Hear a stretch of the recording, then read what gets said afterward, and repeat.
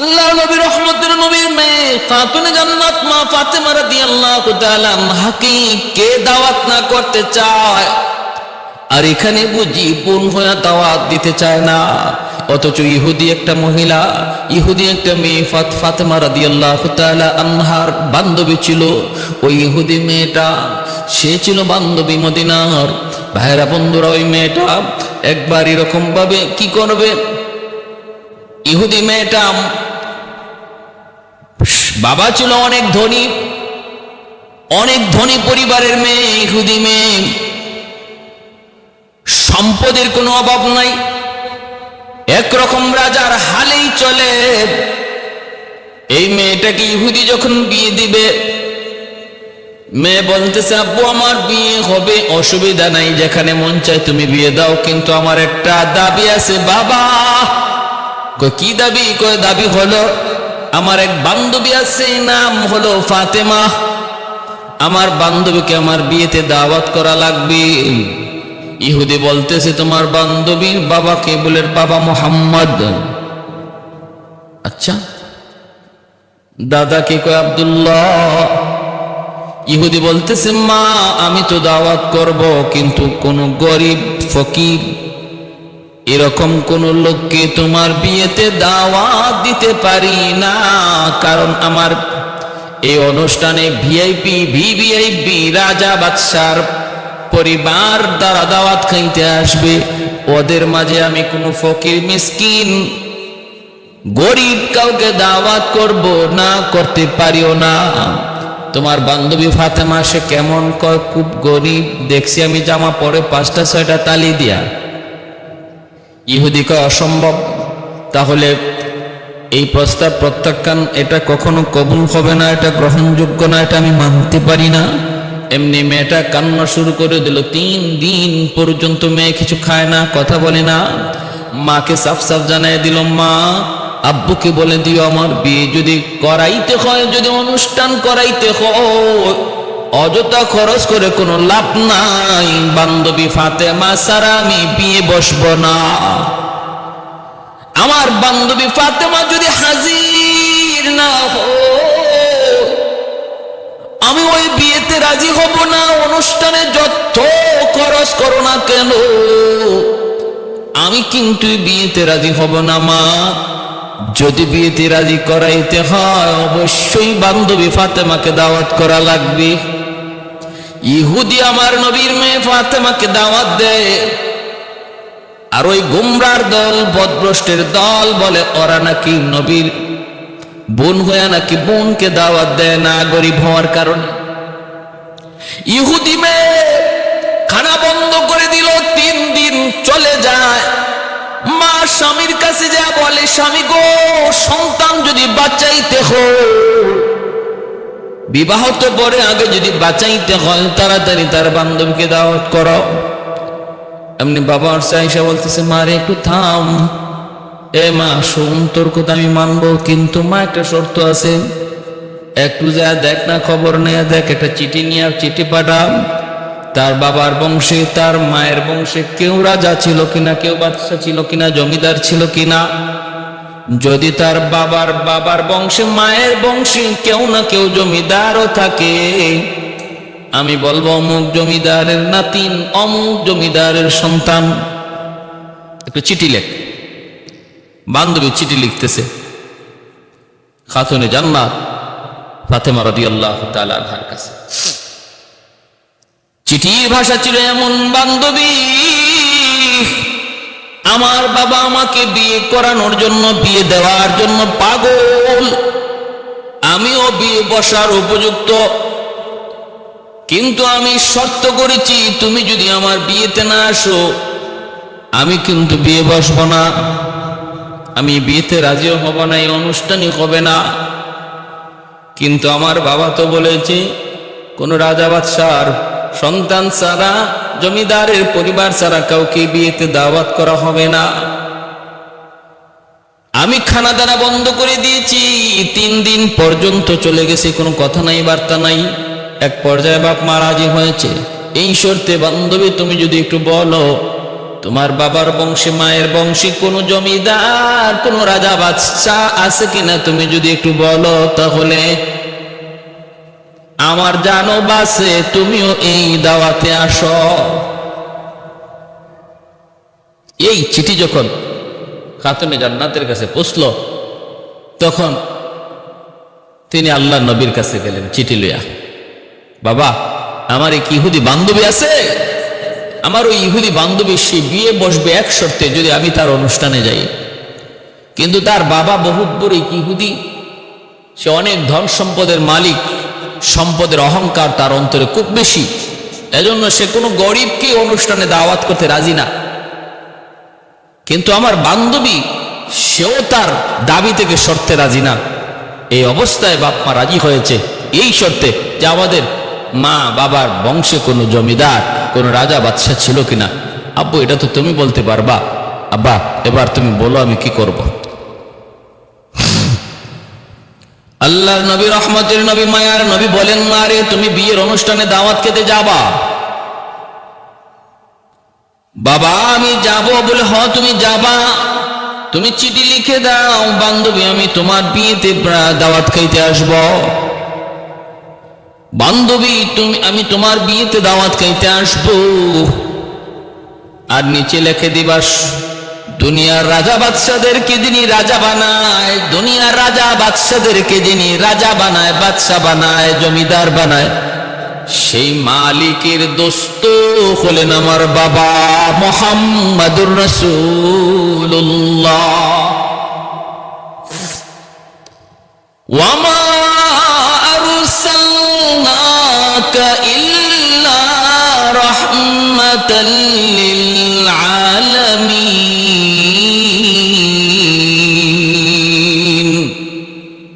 আল্লাহ পাক রব্বুল আলামিন কয়, বন্ধু তোমাকে জগতের জন্য রহমত বানায় পাঠাইছি। সূরা আলাম নাশরাহ লাকার মধ্যে কয়, ওয়ারাফা'না লাকা যিকরাক।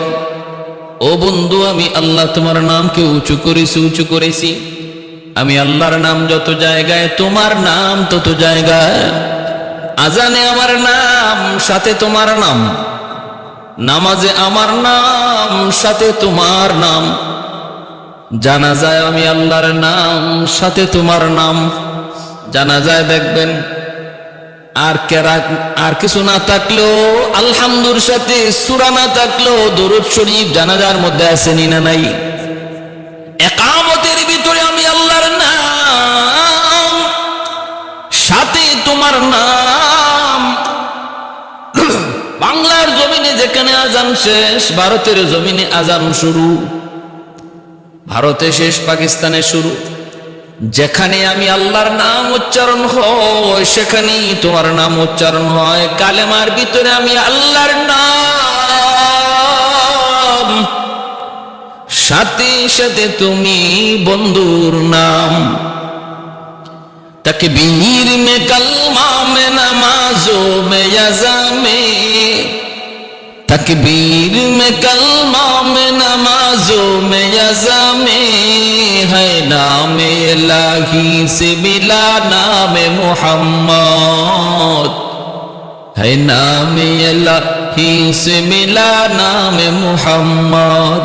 फरमाती है आदम को मुझे खुल्द तरी में, लकहा हुआ तो बाब मिला नाम मुहम्मद, लकहा हुआ तो बाब मिला नाम मुहम्मद।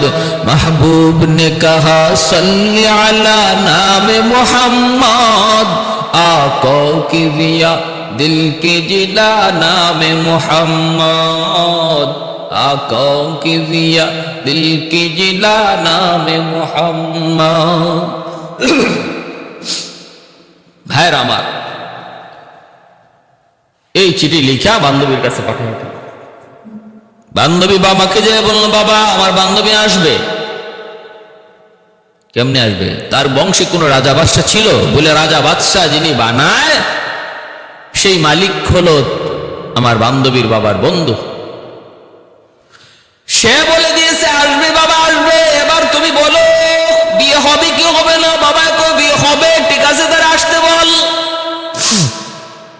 রাজা বাদশার পরিবারের সদস্যরা বিয়ের আসরের মধ্যে বসে আছে।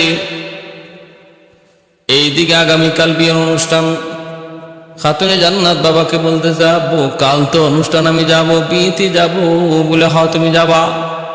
সন্ধ্যার সময় একবার কই, বাবা আমি তো আগামীকাল যাব। নবী কই যাবা, কিন্তু পোশাক আশাক কি পইরা তিনি যাবেন? নবী কিছুই বলেন না, কিছুই তো বলেন না। ভাইরা, সকালবেলা তিনি যাবেন, রাতের বেলা জিব্রাইলে আমিন, আল্লাহ পাক রব্বুল আলামিন কয়, জিব্রাইল জান্নাতের ভিতরে ঢুকো, জান্নাতি স্বর্ণ অলংকারের একটা ব্যাগ তুমি তৈরি করো, ভরপুর জান্নাতি স্বর্ণ অলংকার। একজন মহিলা সাজার জন্য যত অলংকার লাগে সব অলংকার দিয়ে একটা ব্যাগ তুমি ভরপুর করো। আরেকটা ব্যাগের ভিতরে জান্নাতি পোশাক, যেই পোশাক পইরা মানুষ বেড়াইতে যায় এমন একটা পোশাক দিয়া ব্যাগ তৈরি করো। দুটা ব্যাগ আইনা আল্লাহর নবীর কাছে জিব্রাইল আমিন দিয়া গেলেন। আর নবীজি ওই ব্যাগ নিয়ে খাতুনে জান্নাতের দরজার সামনে যা নক করলেন। দরজা খোলা মাত্রই নবী বলতেছেন, মাগো ব্যাগ দুইটা রেখে দাও, সকালবেলা তুমি বিয়েতে যেও। আল্লাহর নবী, রহমতের নবী, মায়ার নবী, তিনি ব্যাগ দুইটা দিয়ে দিলেন খাতুনে জান্নাত। ব্যাগ দুইটা দেখে জান্নাতি পোশাক, জান্নাতি অলংকার পেয়ে শুকরিয়া আদায়তে তিনি নামাজে দাঁড়িয়ে গেলেন। এ ভাই, এজন্য বলতেছিলাম শুকরিয়া আদায়ের জন্য তিনি নামাজে দাঁড়িয়ে গেলেন। নামাজ পড়েন, আল্লাহর কাছে শুকরিয়া আদায় করেন। তিনি বুঝতে বাকি রইল না, এ কোনো দুনিয়ার মার্কেটের কোনো গহনা নয়, এই গ্রাম এটাও দুনিয়ার কোনো আতরের গ্রাম নয়, এই পোশাক দুনিয়ার কোনো পোশাক নয়, জান্নাতি পোশাক, জান্নাতি গ্রাম। ভাইরা, সকালবেলা তিনি দামি জান্নাতি পোশাক পইরা বান্ধবীর বাড়িতে রওনা দিছেন। ওইদিকে তো রাজা বাদশার সন্তানরা, মেয়েরা, বান্ধবীরা, তারাও তো বাড়িতে এসে হাজির। জমিদারের মেয়েরাও তারাও তো হাজির। সবার সামনে খাতুনে জান্নাত জান্নাতি অলংকার পইরা, জান্নাতি সাজে সজ্জিত হইয়া তিনি যখন পুরুষ না কোনো পুরুষের চোখের সামনে নয়, মহিলাদের পাশ দিয়ে তিনি যখন চলে যাইতেছেন, চোখগুলা তাদের বড় বড় হয়ে গেছে। অনুষ্ঠান সেটা যদি মহিলাদের জন্য খাস হয়, সেখানে একজন দিনদার নারী যেতে পারে। পুরুষ মিশ্রণে আজকে আমাদের সমাজের যে বিবাহ অনুষ্ঠান হয়, যেখানে নারী পুরুষ এক টেবিলে বৈশা খানা খায়, এই ধরনের অনুষ্ঠানে যাওয়া হারাম, সাফ সাফ হারাম, সাফ সাফ হারাম। নিজেও যাওয়া যাবে না, পরিবারকেও পাঠানো যাবে না। যে বিবাহটা ছিল বরকতের বিষয়, যে বিবাহটা ছিল সোয়াবের বিষয়, ধর্মের অংশ, সেই বিবাহটাকে আজকে ইহুদ খ্রিস্টানদের কালচারে সম্পন্ন করার কারণে সে অনুষ্ঠান নেকির কাজ গুনাহে পরিণত হচ্ছে। যেটা সোয়াবের কাজ, নেকির কাজ, সেটা গুনাহে পরিণত হচ্ছে। আমাদের কোনো খবরই নেই। এজন্য বলবো, মা বোনদেরকে বলবো, ভাইদেরকে বলবো, বিবাহের অনুষ্ঠান করবেন, বরযাত্রী অনুষ্ঠানে চাপ দিবেন না। মেয়ের বাড়িতে বরযাত্রী কোনো অনুষ্ঠান শরীয়তে এলাও না। শুধু ছেলে তার বাড়িতে অলিমা করবে, তৌফিক থাকলে ওই অলিমাতে সে দাওয়াত করবে বন্ধু বান্ধবকে। সেখানে নারীদের জন্য আলাদা বিভাগ, আলাদা, সম্পূর্ণ আলাদা করে ফেলবে নারীর সেক্টর, নারীর অংশ, নারীদের অংশ, নারীদের খাওয়ার জায়গা সম্পূর্ণ আলাদা পুরুষের চেয়ে। এবং কোনো গান চলবে না, কোনো বাজনা চলবে না। তাহলে এই অনুষ্ঠানটা, এটা একটা নেকিতে পরিণত হবে, সোয়াবের অংশ, জীবনের একটা বহুত বড় সোয়াবের অংশে পরিণত হবে। নবী বলেন, আন নিকাহু মিন সুন্নতি ফামান রাগিবা আন সুন্নতি ফালাইসা মিন্নি। বিবাহ করা আমি নবীর সুন্নত। এই বিবাহ থেকে যে নিজেরে ফিরিয়ে নিল, সে আমার দল থেকে বাইর হয়ে গেল। এজন্য যার শারীরিক শক্তি আছে, যাদের আর্থিক শক্তি আছে, যার শারীরিক এবং আর্থিক শক্তি, সামর্থ্য আছে, তার জন্য বিবাহ করা অবশ্যই জরুরি, ফরজ, ফরজ। তার জন্য বিবাহ করা ফরজ। যার শারীরিক শক্তি আছে কিন্তু আর্থিক সামর্থ্য নাই, তার জন্য শরীয়তের বিধান তুমি বেশি বেশি রোজা রাখো, বেশি বেশি রোজা রাখো। বউ পালার, একজন স্ত্রীকে পালবার সামর্থ্য যদি না থাকে, তার খরচ, তার খরপুষ দেওয়ার সামর্থ্য না থাকে, তাহলে বিবাহ তুমি কেন করবা? আরেকজন মহিলা এনে কষ্ট দিবা? তুমি রোজা রাখো, তোমার উপরে বিধান হলো তুমি রোজা রাখো। শারীরিক শক্তি যেটা আছে রোজা রাখলে শারীরিক চাহিদা যেটা আছে এটা দুর্বল হয়ে আসবে। এজন্য আমার ভাইয়েরা বন্ধুরা খেয়াল করে মনোযোগ দিয়ে শুনুন। খাতুনে জান্নাত তিনি যখন ওই বাড়িতে যায় ঢুকলেন, শুধু নারী বান্ধবীরা তাদের সামনে যায় ঢুকলেন, তাদের চোখগুলা বড় বড় হয়ে গেল। কি ব্যাপার, এত দামি পোশাক জীবনে কোনোদিন দেখি নাই, জীবনে কোনোদিন দেখি নাই। খাতুনে জান্নাত তিনি তো ধর্মীয় কিছু কথা শুরু করলেন। সবাই মন দিয়ে মনোযোগ দিয়ে শুনতেছে, মনোযোগ দিয়ে শুনতেছে। একজন বান্ধবী বলতেছে, বান্ধবী কথাটা একটু বন্ধ করো। মনে করছে যে সবাই বিরক্ত হয়ে গেছে, কারণ বিয়ে বাড়িতে ওয়াজ নসিহত চলে না, বিয়ে বাড়িতে বরযাত্রী অপেক্ষায় থাকে কখন খানা আসবে। কারণ ওই সময় বরযাত্রীদের টেম্পার থাকে বড় গরম, বিয়ে বাড়িতে বরযাত্রীদের টেম্পার গরম থাকে। যদি 19-20 হয় উতাল পাতাল শুরু হয়ে যায়, প্লেট ভাঙে, তরকারি উড়ে ফেলায় দেয়, ডাব পায়রা খায়, পেয়ারা পায়রা খায়, কত কিছু, ঠিক না? ওই দিন বরের চেয়ে বরযাত্রীর পাওয়ার বেশি থাকে বিয়ে বাড়িতে, বরের চেয়ে বরযাত্রীর পাওয়ার বেশি থাকে। এজন্য মেয়ে পক্ষ, কনের পক্ষ এরাও সহজে বরযাত্রীর সাথে কোনো বাজাবাজি করে না। বহু প্রমাণ এমন আছে বরযাত্রীর গন্ডগোলের কারণে, বরযাত্রীর কারণে বিয়ে ভেঙে গেছে। বিয়ের আসরে যায় বরযাত্রীর সাথে গন্ডগোল হয়েছে, এতে করে বিয়ে ভেঙে গেছে, এমন নজির আছে। বহু প্লেট, বহু তরকারির বাটি বরযাত্রী ভাঙছে, নজির আছে। লবণ কেন কম হলো, তরকারিতে ঝাল কেন বেশি হলো, এটাই প্রবলেম। এতে করে তরকারির বাটি ভাঙছে, প্লেট ভাঙছে, কারণ এদিন পাওয়ার বেশি, পাওয়ার বেশি। অথচ বলুন তো এই বিয়ে বাড়িতে এই বরযাত্রীর উসিলায় বর খাইতে আসছে না বরের উসিলায় বরযাত্রী খাইতে আসছে? বরের উসিলায় বরযাত্রী খাইতে আসছে, বরযাত্রীর উসিলায় বর খাইতে আসে নাই। তারপরও দেখা যায় বর কথা কম কয় আর বরযাত্রীরা বেশি কথা কয়। বর কম খায়, বরযাত্রী বেশি খায়। ঠিক তেমনি এই দুনিয়াতে আল্লাহ পাক ইমানদারকে বর বানায় পাঠাইছেন আর বেঈমানদেরকে বরযাত্রী বানায় পাঠাইছেন। আল্লাহ বরকে বলছেন তোমার আজকে কম খাবে, কম বলবে, তাফালিং কম করো। আর বেঈমানরা ওই বিয়ের আসরের মতো তাফালিংও বেশি করবে, ঝগড়াঝাটিও বেশি করবে, খাইবেও বেশি, কথাও বলবে বেশি, আকাম কুকামও করবে বেশি। আর বর সে চুপচাপ খালি অপেক্ষায় থাকবে যে কখন এই আসরটা শেষ হয়, এরপরে আমি আমার বাসর করে যাই ঢুকবো।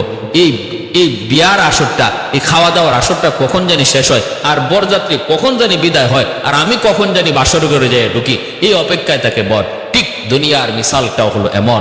এজন্য ইমানদার হাই হতাশ করার কোনো সুযোগ নাই, শুধু অপেক্ষায় থাকো এই বিয়ের আসরটা কখন ভাঙবে আর তুমি কখন বাসর করে ঢুকবে, তুমি সে অপেক্ষায় থাকো। আর বেঈমানরা ওরা আজকের একদিনে যা মন চায় তা করুক, যা মন চায় তা খাক, যা মন চায় তা বলুক, এরপরে তাদের ভাগ্যে আর কোনো খাওয়া নাই, তাদের ভাগ্যে কোনো আর আনন্দ নাই। তোমার ভাগ্যে আনন্দ এরপর থেকে শুরু হবে আর শেষ হবে না। ভাইরা বন্ধুরা, খাতুনে জান্নাত ফাতেমা রাদিয়াল্লাহু তাআলা আনহা তিনি তো ওই বাসর, তিনি তো ওই বিয়ে বাড়িতে কিছু কথা বলবেন। বান্ধবী কয়, বান্ধবী কথা একটু বন্ধ করো। বলে কি হয়েছে বলো? ও বান্ধবী তুমি আমার পাশে বসছো, তোমার শরীরের এই দামি পোশাকে আমার হাতটা লাগছিল, আমার শরীরের মধ্যে একটা শুক্রাণ চলে আসছে, পাশে করে আমার ওই বান্ধবীর শরীরেও শুক্রাণ গেছে। আমরা সবাই তো মাতামাতি আলোচনা করতেছি, তুমি যে সুন্দর আলোচনা করতেছো, খোদার যন্ত্রণা আমাদের কখন কোন দিক দিয়ে চলে যাবে টেরও পাবো না। খোদার চেয়েও তোমার, খানার চেয়েও তোমার কথা আমাদের ভালো লাগতেছে। কিন্তু বান্ধবী আমরা শুধু একটা কথা জানতে চাই, ফাতেমা একটু বল বল। এই জামা কোন মার্কেট থেকে আনছো? কোন মার্কেট থেকে আনছো? ওই মার্কেটে যাবার রাস্তা কোন পথে? খাতুনে জান্নাত কয়, বান্ধবীরা, এটা দুনিয়ার কোন মার্কেট নয়। এই মার্কেটের মালিক হলেন আসমানের মালিক, জমিনের মালিক, জান্নাত জাহান্নামের মালিক আমার আল্লাহ। তিনি হলেন ওই মার্কেটের মালিক, আর সেলসম্যান হলেন জিব্রাইল আমিন। জিব্রাইল আমিন। ওই যাওয়ার রাস্তা কোন পথে? কই রাস্তা হলো ইহদিনাস সিরাতাল মুস্তাকিম।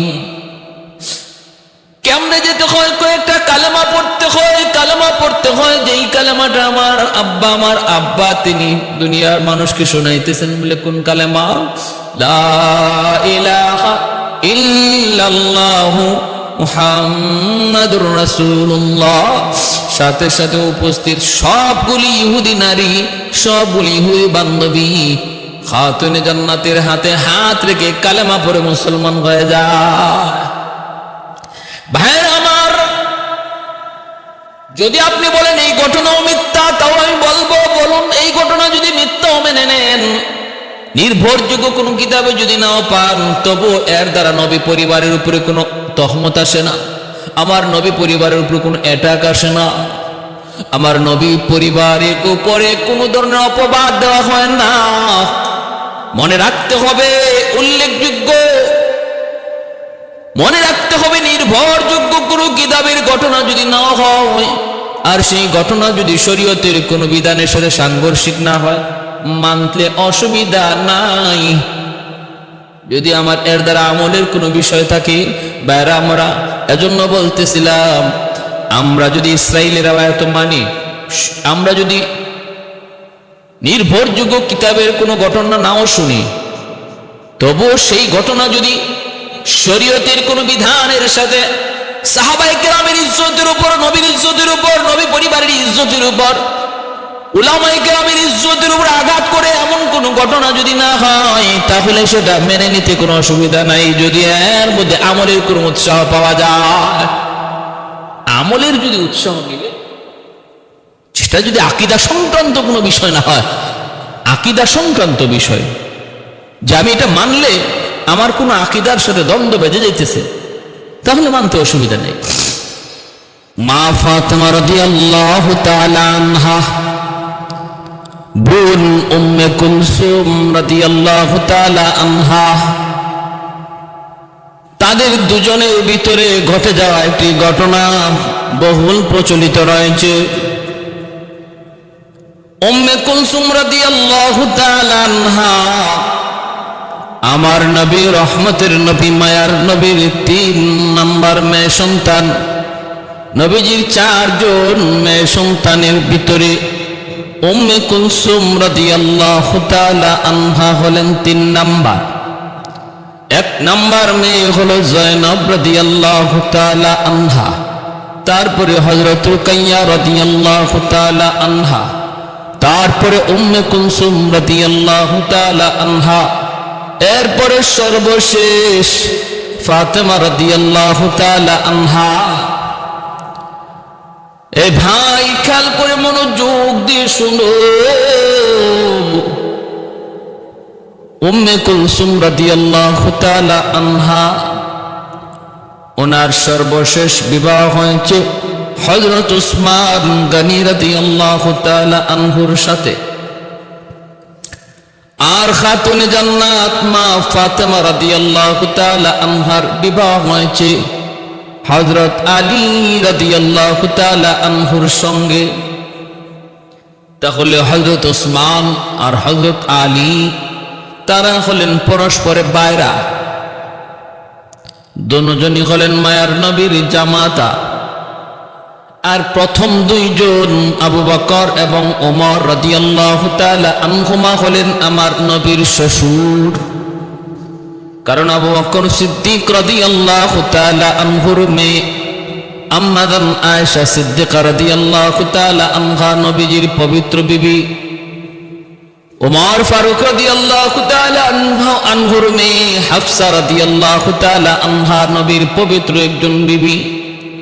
এজন্য প্রথম চার খলিফার প্রথম দুই খলিফা হলেন মায়ার নবীর শ্বশুর, আর পরের দুই খলিফা হলেন আমার নবীর জামাতা। আলী রাদিয়াল্লাহু তাআলা আনহু বড় গরীব, আর ওসমান গনি রাদিয়াল্লাহু তাআলা আনহু তিনি একজন ধনী সাহাবী। শুধু ধনী না, মদিনার একজন শিল্পপতি, অসংখ্য গণিত ধন বিশিষ্ট মদিনার বহুত বড় ব্যবসায়ী ওসমান গনি রাদিয়াল্লাহু তাআলা আনহু।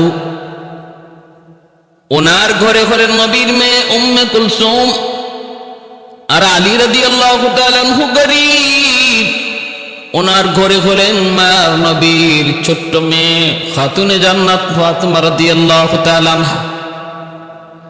তাদের ঘটে যাওয়া একটা ঘটনা প্রচলিত রয়েছে। সেই ঘটনাটা হলো উম্মে কুলসুম রাদিয়াল্লাহু তাআলা আনহা তিনি নাকি মা ফাতেমাকে দাওয়াত করেন নাই। ওনার বাড়িতে একটা অনুষ্ঠান, সেই অনুষ্ঠানের ভিতরে তিনি মক্কার অনেক ধনী ধনী পরিবারের মানুষকে দাওয়াত করেছেন, ধনী ধনী পরিবারের মেয়ে সন্তান মহিলাদেরকে দাওয়াত করেছেন। কিন্তু আপন বোন খাতুনে জান্নাত ফাতেমা রাদিয়াল্লাহু তাআলা আনহাকে দাওয়াত করেন নাই, তিনি গরীব হওয়ার কারণে। ফাতেমা গরীব, এই পরিবেশে ধনীদের সাথে তার মানায় না, ধনীদের পরিবেশে ফাতেমাকে মানায় না। এমনটা ভেবে উম্মে কুলসুম রাদিয়াল্লাহু তাআলা আনহা তিনি নাকি ফাতেমাকে দাওয়াত করেন নাই। ভাইরা বন্ধুরা, এরপরে ধনী পরিবারের মহিলাগুলি তারা দাওয়াত খাইতে আসলো। আসার পরে যখন খানা পেশ করা হলো, আল্লাহ পাক রব্বুল আলামিনের কাছে এই আচরণটা এত না পছন্দ হয়েছে। কেউ কেউ বলে সবগুলা খানা পাথর হয়ে গেছে, আবার কেউ কেউ বলছে সবগুলি খানা চাউল হয়ে গেছে, সেটা আর খানা হিসাবে রয় নাই। খানা পরিবর্তন হয়ে সেটা অখাদ্য হয়ে গেছে, খাদ্য পরিবর্তন হয়ে সেটা অখাদ্য হয়ে গেছে। ভাইরা বন্ধুরা, এমন ঘটনা যেই সমস্ত মানুষ জারি গানে গায়, জারি গানে বলে, মানুষকে আবেগ আপ্লুত করার জন্য, এমনকি কবিতাও বানায়, গানও বানায়, ছন্দ আকারে, জারির আকারে। এর কোনো ভিত্তি নাই, উল্লেখযোগ্য কোন বইয়ের মধ্যে, কোন কিতাবে ওই ঘটনার কোন সত্যতা পাওয়া যায় না। কারণ হলো এই ঘটনার দ্বারা আমার নবী পরিবারের উপরে বহুত বড় একটা অপবাদ দেওয়া হয়। কারণ উম্মে কুলসুম রাদিয়াল্লাহু তাআলা আনহা তিনি তো হলেন নবী পরিবারের সন্তান, নবীর কলিজার টুকরা মেয়ে। এমন কোন কথা, এমন কোন ঘটনা, এমন কোন আচরণ কোনদিন প্রকাশ করা যাবে না, বলা যাবে না, দেখানো যাবে না, যার দ্বারা আমার নবী পরিবারের উপরে অপবাদ আসে, নবী পরিবারের ইজ্জতে আঘাত হয়। আমার নবী পরিবারের কোন সদস্যের ব্যাপারে এমন কোন কথা বলা যাবে না যেই কথার দ্বারা নবীর পরিবারের ইজ্জত নষ্ট হয়। উম্মে কুলসুম রাদিয়াল্লাহু তাআলা আনহা খাতুনে জান্নাত গরীব হওয়ার কারণে তাকে দাওয়াত করেন নাই, কথাটা সাধারণ কোনো কথা নয়, বহুত বড় কঠিন একটা অপবাদ, বহুত বড় অন্যায় কথা। এতে বোঝা গেল উম্মে কুলসুম তার ভিতরে অহংকার ছিল, ধন দৌলতের অহংকার ছিল। এর দ্বারা প্রমাণ করা হয় নবী পরিবারের সন্তান, নবীর কলিজার টুকরা মেয়ে উম্মে কুলসুম রাদিয়াল্লাহু তাআলা আনহার অন্তরে সম্পদের বড়াই ছিল, অহংকার ছিল। আর বোনটা গরিব হওয়ার কারণে তার প্রতি তার হেয় দৃষ্টি ছিল। এরা জানেনি কত বড় জঘন্য গুনাহ। আল্লাহ বলেন আল্লাহর নবী বলেন আল কিবরিয়া ও রিদাই, হাদিসে কুদসি, অহংকার করা শুধুমাত্র আমি আল্লাহর পোশাক, অহংকার করা মানুষের মানায় না। এই যে অহংকার বহুত বড় কবিরা গুনাহ, অন্তরের রোগ। এই রোগে যারা রোগী তারা কোনোদিন আল্লাহর কাছে ইবাদতের মাধ্যমে পার পাবে না। অহংকার তার যাবতীয় আমলকে নষ্ট করে দিবে। এই অহংকার থেকেই গীবতের জন্ম, অহংকার থেকেই তহমতের জন্ম, অহংকার থেকেই যাবতীয় আমলের জন্ম। একজন মানুষকে কেউ যখন ছোট করে কথা কয়, সমাজ হেয় করে, তার গীবত করে, তার শিকায়েত করে, প্রকাশ্যে অপ্রকাশ্যে, কখন করে? যখন তার অন্তরে অহংকার জন্ম নেয়। কারে রাখো ওর কথা রাখো, ও তো সেদিনের মানুষ, ও তো ওই দিনের পোলা, ও তো ওই দিনেই করছে, ওই দিন খালি আমার বাড়িতে এরকম আসছে সাহায্যের জন্য। এই ধরনের কথা বলে বলে সমাজে যে সমস্ত মানুষ গীবত করে, শিকায়েত করে, চুগলখড়ি করে, ইজ্জত নষ্ট করে, এদের অন্তরে বিশাল বড় রোগ, আর সেই রোগটার নাম হলো অহংকার। আমার ভাইয়েরা বন্ধুরা, জন্য বলতেছি এই সমস্ত বানোয়াট কথা থেকে, বানোয়াট গল্প থেকে আমাদের বিরত থাকা উচিত। শুধু আমরা আপনাদেরকে শোনানোর চেষ্টা করলাম না। উম্মে কুলসুম রাদিয়াল্লাহু তাআলা আনহা আমার নবীর একজন কলিজার টুকরা মেয়ে, যার শরীরে আমার নবীর রক্ত রয়েছে রে, যার আচরণ আমার নবীর মতো হবে। তিনি হলেন উম্মতের জন্য নজির, উম্মতের জন্য দৃষ্টান্ত, নবীর একজন সাহাবিয়া। নবী বলেন আসহাবী কান্নুজুম বিআইয়িহিম ইকতাদাইতুম ইহতাদাইতুম। আমার একজন সাহাবী তোমাদের জন্য আকাশের নক্ষত্র স্বরূপ। তোমরা একজন সাহাবীকে অনুসরণ করলে হেদায়েত পেয়ে যাবা, সঠিক পথ পেয়ে যাবা, জান্নাতের পথ পেয়ে যাবা। আল্লাহর নবী সাহাবীদের ব্যাপারে এতটা গ্যারান্টি দিয়েছেন। নবী বলেন ইযা রাআইতুমুল্লাযীনা ইয়াসুব্বুনা আসহাবী ফাকুলু লানাতুল্লাহি আলা শাররিকুম। তোমরা যদি দেখো আমার কোন সাহাবী, নারী হোক চাই সে পুরুষ হোক, তাকে কেউ গালমন্দ করে, তার চরিত্র নিয়ে কেউ কথা বলে, তারে কেউ মন্দ বলে, তারকে কেউ অপবাদ দেয়, তোমরা বলো ফাকুলু লানাতুল্লাহি আলা শাররিকুম। নবী বলেন তোমরা সাথে সাথে জবাব দিয়ে দিও, বইল তোর উপরে আল্লাহর লানত। আল্লাহ নবী বলছেন, আল্লাহ নবী বলেন সাথে সাথে জবাব দিয়ে দিও তোর উপরে আল্লাহর লানত, তোর উপরে আল্লাহর লানত। এজন্য আমার ভাইরা বন্ধুরা, উম্মে কুলসুম রাদিয়াল্লাহু তাআলা আনহার প্রথম বিবাহ হয়েছিল আবু লাহাবের ছেলে উতাইবার সঙ্গে। আবু লাহাবের দুই ছেলে আমার নবী দুই মেয়েকে বিয়ে করেছিল। উতবা বিয়ে করেছিল রুকাইয়াকে, আর উতাইবা বিয়ে করেছিল উম্মে কুলসুম রাদিয়াল্লাহু তাআলা আনহাকে। এই দুইজনকে দুইজন বিবাহ করেছিল। ভাইরা বন্ধুরা, আমার নবী রহমতের নবী, মায়ার নবী নবুয়ত পাওয়ার 6 বছর আগে, 7 বছর আগে উম্মে কুলসুম রাদিয়াল্লাহু তাআলা আনহার জন্ম হয়। ভাইরা বন্ধুরা, এরপরে তিনি কিছু বড় হতে লাগলেন। নবীজি ওই সময় আরবের একটা প্রচলন ছিল, অল্প বয়সী বিয়ে দেওয়া হয়ে যেত। আমাদের সমাজে সেটা অন্যায় অপরাধ, তখনকার সমাজের সময়ে সেটা এত অপরাধ ছিল না। নবী তার দুজন মেয়েকে বিবাহ দিলেন আবু লাহাবের সন্তান উতবা উতাইবার সাথে। এরপরে আমার নবী, মায়ার নবী যখন নবুয়ত পাওয়ার পর আল্লাহর নবী যখন তাওহীদের দাওয়াত দিতে লাগলেন, মেয়েদেরকে নবী উঠায় দেন নাই, নবীর ঘরেই ছিল, বিবাহ হয়ে গেছে। আবু লাহাবের ছেলে উতবা উতাইবা নবীর জামাতা, দুই মেয়ের জামাতা। নবী যখন কালেমার দাওয়াত দেন, তাওহীদের বাণী শোনান, আবু লাহাব নবীর তাওহীদের বাণী মেনে নিতে রাজি না। এমনকি আবু লাহাবের স্ত্রী উম্মে জামিল, সেও নবুয়তের দাওয়াত সে মেনে নিতে রাজি না। এমনকি আমার নবীর কঠিন বিরোধিতা শুরু করলো। এক পর্যায়ে আমার নবীর উপরে আঘাত করলো আবু লাহাব। কেউ আঘাত করার সাহস করে নাই, সবার আগে আঘাতটা করলো আবু লাহাব। যখন নবী কালেমার দাওয়াত দিতে জাবালে আবি কুবাইস থেকে নবীজি দাওয়াত দেওয়ার জন্য সবাইকে ডাক দিয়েছিলেন। আল্লাহর নবী ডাক দিয়েছিলেন আর বলেছিলেন, আমি যদি বলি পাহাড়ের ওই প্রান্তে তোমাদের জন্য দুশমন অপেক্ষায়, তোমরা কি আমার কথাটা মেনে নিবা? বলেছিল সবাই, হ মানবো, কারণ তুমি তো আমিন। আল্লাহ নবী বললেন, তাহলে আমি বললাম কালেমা যদি গ্রহণ না করো বিপদ বিপদ বিপদ।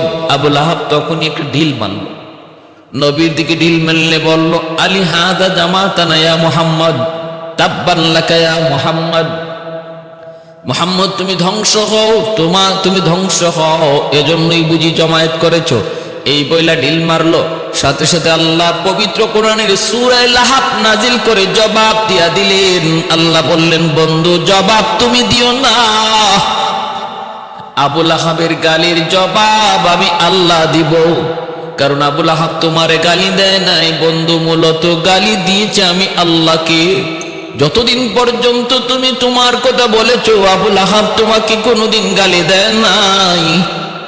যেদিন থেকে তুমি আমার কথা বলা শুরু করেছো, সেদিন থেকে তোমার গালি দেয়। এর আগে ছিলে তুমি আল আমিন, এখন হয়ে গেলে দুশমন। অতএব তোমাকে গালি দেয় নাই, গালি দিয়েছে আমি আল্লাহকে। আল্লাহ জবাব দিয়ে দিলেন, তাব্বাত ইয়াদা আবি লাহাবিন ওয়া তাব। এই সূরা নাজিলের পর আবু লাহাব উম্মে জামিল খেপে গেল। আরবের মধ্যে এটা রটে গেল, মুহাম্মদকে অপমান করার কারণে আবু লাহাব উম্মে জামিলের ব্যাপারে কোরআনের সূরা নাজিল হয়ে গেছে। আল্লাহর নবী, রহমতের নবী, মায়ার নবীর উপর আবু লাহাব উম্মে জামিল খেপে গেল। দুই ছেলেকে বলতেছে, তোদের শ্বশুরের কারণে আজকে আমাদের ব্যাপারে কোরআনে সূরা নাজিল হইছে, আমরা নাকি জাহান্নামী। অতএব মুহাম্মদের মেয়েকে আর তোদের ঘরে রাখা যাবে না, এই বিবাহ টিকবে না, তালাক দিয়ে দাও, তালাক দিয়ে দাও।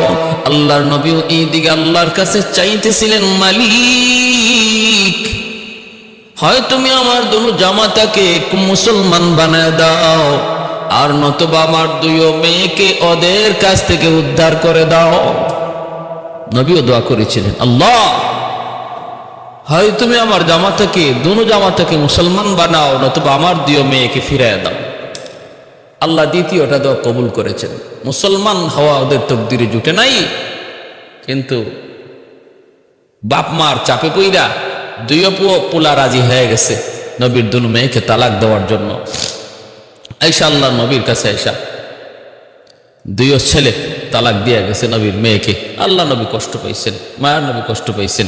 এরপরে দ্বিতীয় হিজরিতে এরপরে নবীজি রুকায়াকে বিবাহ দিলেন হযরত উসমান গনি রাদিয়াল্লাহু তাআলা আনহুর সাথে। উসমান গনি রাদিয়াল্লাহু তাআলা আনহুর ঘরে থাকা অবস্থায় হযরত রুকাইয়া রাদিয়াল্লাহু তাআলা আনহা দ্বিতীয় হিজরিতে মদিনাতুল মুনাওয়ারায় তিনি ইন্তেকাল করেন। আর ওনার ইন্তেকালের পর আল্লাহ নবী তার তৃতীয় মেয়ে হযরত উম্মে কুলসুম রাদিয়াল্লাহু তাআলা আনহাকে উসমান গনির কাছে বিবাহ দিলেন।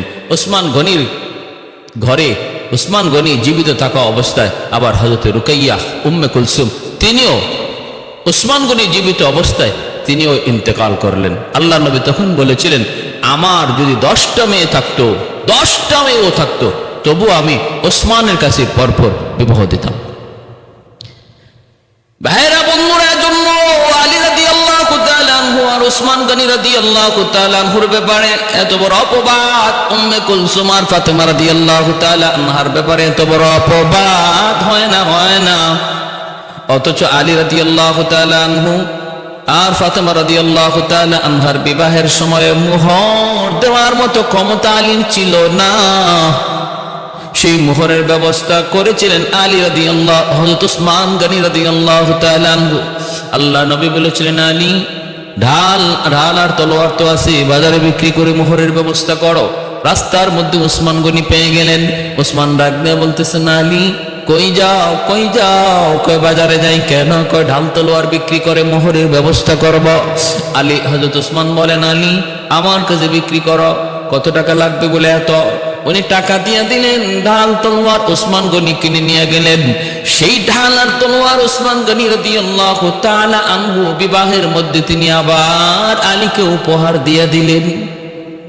হযরত আলী রাদিয়াল্লাহু তাআলা আনহুকে আবার তিনি উপহার দিয়ে দিলেন। ভাইরা বন্ধুরা, মোহরের ব্যবস্থা হয়ে গেল, ঢালতে হওয়ার আলী আবার সেটা ফিরেও পেলেন। বিয়ার হাজিরিন, তাহলে আমরা প্রথম ঘটনাটা যেটা বলা হয় যে উম্মে কুলসুম ফাতেমাকে দাওয়াত দেন নাই, ফাতেমা গরিব হওয়ার কারণে, আর পরিণতিতে তার ঘরের দাওয়াতের সব খাদ্যদ্রব্য সেটা পাথর হয়ে গেছিল। এই ঘটনাটার কোনো ভিত্তি পাওয়া যায় না, সম্পূর্ণ বানোয়াট একটা গল্প, বানোয়াট একটা গল্প। এর দ্বারা আমার নবী পরিবারের উপরে অ্যাটাক করা হয়, কারণ উম্মে কুলসুম নবীজির কলিজার টুকরা মেয়ে, তার উপরে এবং হযরত উসমান গনি রাদিয়াল্লাহু তাআলা আনহুর স্ত্রী হযরত উসমান গনির উপরেও যে এই অপবাদটা যে